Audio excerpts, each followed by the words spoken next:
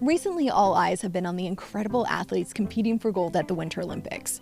But behind the scenes, the IOC is trying to figure out how to keep the Games alive in the face of a changing climate. One idea is rotating the Games around a small number of climate-stable venues. So I thought, why not take a look at the Canadian cities that have hosted the Winter Games in the past and take a look how they would fare in the future. Almost a Winter Olympics report card or grade. Starting right here in my own backyard, Vancouver. Vancouver is considered to be climate risky. In fact, when the Games were hosted here in 2010, snow had to be shipped in from the interior.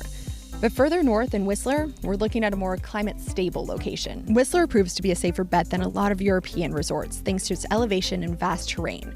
It also has existing venues, which the IOC is looking for to avoid contributing further to the climate problem. But like many resorts across the world, it is changing.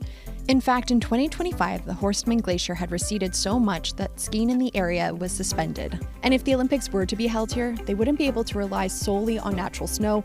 They would have to create artificial powder. So Vancouver does get a passing grade. But what if we took a look further inland? There was actually some whispers of hosting the 2030 Games in interior BC, and for good reason. It's away from the coast and it has higher elevation, which ensures colder temperatures and more consistent dry snow. And they've also been taking the changing climate into consideration. Sun Peaks has become the first resort in Canada to use a finished snow storage system, while other resorts have invested heavily in snowmaking upgrades. However, they don't have the infrastructure, so certain sports, especially any sliding sport, would likely still have to be held in Whistler. So the interior in my books is getting a B-. Now moving east to the only other Canadian city to host the Winter Games, Calgary. And it looks like they could do it again. It's a climate-reliable location, thanks to the fact that it's cold enough for natural snow and snowmaking. And it's on the edge of the Canadian Rockies, which is world-class mountain terrain. But the one issue here would be the infrastructure.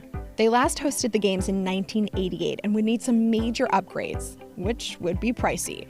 So overall, Calgary is getting a B. Maybe a B+ on this report card. But even if these Canadian cities do get a passing grade, the truth is they won't be able to rely just on natural winters. They are going to have to rely on other elements and technology like snowmaking, hoping temperatures stay cold enough to do just that, because winters are changing. And we're seeing that right before our own eyes.